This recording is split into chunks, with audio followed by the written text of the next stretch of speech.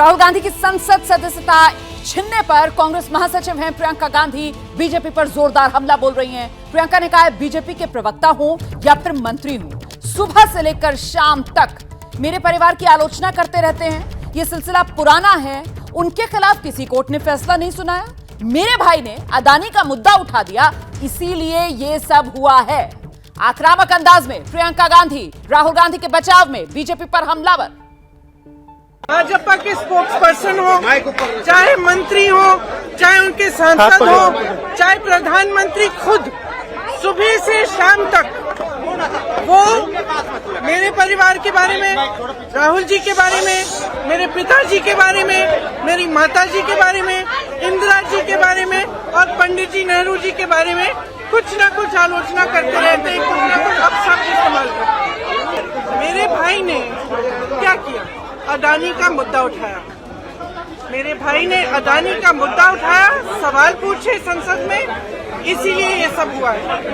जो केस, जिस केस का स्टे कंप्लेनेंट ने खुद मांगा था, 1 साल से स्टे था, अदानी पे जो भाषण दिया मेरे भाई ने, उसके बाद अचानक उस कंप्लेनेंट ने उस केस को जिंदा क्यों किया? ये सरकार अदानी पे जवाब देना नहीं चाहती। तो प्रियंका गांधी को आप सुन रहे थे आक्रामक अंदाज में कटघरे में बीजेपी सरकार, मोदी सरकार को खड़ा करते हुए प्रियंका गांधी। अच्छा, प्रियंका को चुनाव लड़ाने की जो मांग है वो बहुत पुरानी है, कांग्रेस में पहले भी कई बार उठती रही है। पार्टी का एक धड़ा तो प्रियंका में इंदिरा गांधी की छवि को और यहां तक कि पार्टी अध्यक्ष की इमेज को भी देखता रहा है। लेकिन अब सवाल ये है, क्या प्रियंका बिखराव की तरफ बढ़ती हुई कांग्रेस और कांग्रेस से दूरी बनाते विपक्ष को एक मंच पर ला सकेंगे? और ये सवाल इसलिए बड़ा है क्योंकि 2024 में मुकाबला बेहद कड़ा है। कांग्रेस वजूद बचाने के लिए लड़ रही है, लेकिन सामने खड़ी बीजेपी जीत का अंतर बढ़ाने के लिए ताल ठोक रही है। प्रधानमंत्री नरेंद्र मोदी ने काशी से यूपी के लिए मिशन 80 का बिगुल फूंककर इसका बाकायदा ऐलान कर दिया। हर हर महादेव। बाबा विश्वनाथ की नगरी में पीएम मोदी ने कुछ इस तरह यूपी में बीजेपी के मिशन 80 का आगाज कर दिया। पीएम मोदी ने अपने संसदीय क्षेत्र के लिए 1780 करोड़ के 28 प्रोजेक्ट्स की सौगात दी। नरेंद्र मोदी ने देश के पहले पब्लिक रोपवे प्रोजेक्ट का शिलान्यास किया और फिर वाराणसी के लोगों के बीच सरकार का विकास वाला विजन शेयर किया। काशी इस बात की गवाही देती है कि चुनौती चाहे कितनी ही बड़ी क्यों न हो, जब सबका प्रयास होता है तो नया रास्ता भी निकलता है। काशी की जनता को यकीन है कि 2024 के लिए मोदी से बेहतर और कोई विकल्प नहीं, और इसका एग्जाम्पल 2 बार के लोकसभा चुनाव नतीजों में दिख भी चुका है। लेकिन दोनों लोकसभा चुनाव में एक बात कॉमन थी, पीएम नरेंद्र मोदी के सामने पूरा विपक्ष बिखरा हुआ था। बीजेपी ने दोनों लोकसभा चुनाव को मोदी वर्सेस राहुल के तौर पर प्रोजेक्ट किया। पीएम मोदी पर पर्सनल अटैक करने का खामियाजा कांग्रेस पार्टी को भुगतना पड़ा था, और इसीलिए हर बार जब चुनाव नतीजे सामने आते हैं तो बीजेपी लगातार ये बात व्यंग्य के तौर पर कहती आई है कि राहुल गांधी बीजेपी की जीत के सबसे बड़े एसेट हैं। राहुल होते हैं तो बीजेपी की जीत निश्चित होती है। लेकिन राहुल की सदस्यता जाने के बाद फिलहाल 2024 के चुनाव में मोदी वर्सेस राहुल की फाइट बैकफुट पर चली गई।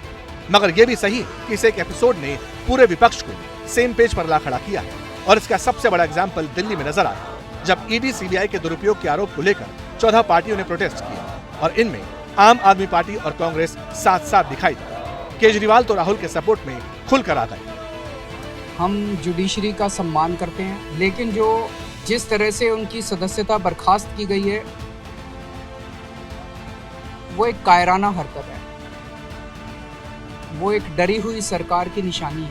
ये लड़ाई राहुल गांधी की लड़ाई नहीं है, ये लड़ाई कांग्रेस की लड़ाई नहीं है, ये लड़ाई इस देश को बचाने की लड़ाई है। एक तानाशाह से, एक कम पढ़े लिखे व्यक्ति से, एक अहंकारी व्यक्ति से इस देश को बचाने की लड़ाई है। अब इस बदलाव को समझने की जरूरत है। मनीष सिसोदिया के मामले में कांग्रेस खुलकर उनके खिलाफ आग उगल रही थी, केजरीवाल की पार्टी को कोस रही थी, लेकिन जब बात राहुल गांधी की तो केजरीवाल उनके समर्थन में उतर आए। इसी तरह की इक्वेशन टीएमसी की भी दिखाई। ममता बनर्जी 2 दिन पहले तक राहुल गांधी को मोदी की टीआरपी बता रही थी, लेकिन अब उनकी पार्टी राहुल के सपोर्ट में है। How low can you go, Mr. Modi and Mr. Shah? BJP, shame on you. Shame. सोचिए, राहुल की संसद सदस्यता खत्म होने से पहले तक विरोधी दल राहुल के नाम पर असहज दिखते थे। जब कांग्रेस के साथ अलायंस की बात आती थी तो किनारा कर लेते थे। 2024 में मोदी वर्सेस राहुल ना हो जाए, इसके लिए गैर कांग्रेसी बीजेपी विरोधी ब्लॉक तैयार तक होने लगा। ममता बनर्जी और अखिलेश यादव ने मीटिंग की। ममता ने नवीन पटनायक से मुलाकात की और लेटेस्ट अपडेट यह है कि ममता ने कोलकाता में जेडीएस के नेता कुमार स्वामी से भी मीटिंग की है। केजरीवाल ने तो 8 गैर बीजेपी और गैर कांग्रेसी मुख्यमंत्रियों को चिट्ठी लिखी। तो वहीं कुछ दिन पहले आदित्य ठाकरे और तेजस्वी यादव की मुलाकात की चर्चा ने भी कांग्रेस को परेशान किया। लेकिन अब सब कह रहे हैं कि राहुल के साथ तो अन्याय हुआ है। ऐसे मुकदमे देखेंगे तो बीजेपी वालों की तो कईयों की सस्ता नहीं बचेगी।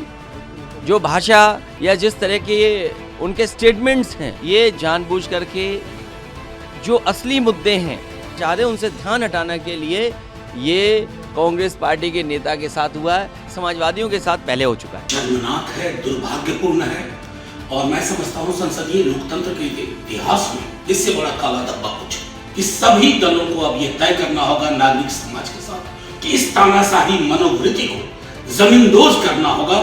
कि सत्ता पक्ष इतना घबराया हुआ है, डरा हुआ है कि आज उनका माइक म्यूट कर देते हैं, जो स्पीच देते हैं उनकी स्पीच एक्सपंज कर देते हैं, क्योंकि वो प्रखरता से अदानी समूह पर सवाल उठा रहे हैं। तो ये अदानी बचाओ कार्यक्रम के अंतर्गत जो इनकी सदस्यता रद्द कर दी गई है, ये देश देखेगा।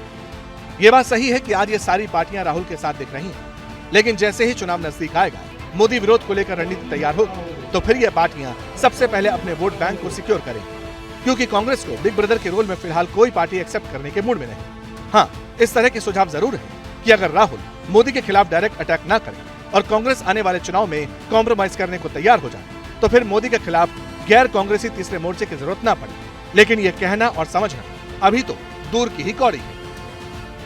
जैसे ही घड़ी का काटा दोपहर 2:30 पे आए, बबीता जी का दिल सास बहू साजिश के लिए मचल जाए। और ये है इनकी बहू, पूरे दिन ऑफिस की टेंशन हो जाए गॉन जब ये करें अपना फेवरेट शो फ्री टाइम पे ऑन। इनकी तरह आप भी देखें अपना फेवरेट शो अपने टाइम पर और डाउनलोड कीजिए एबीपी लाइव ऐप अपने स्मार्ट टीवी पर।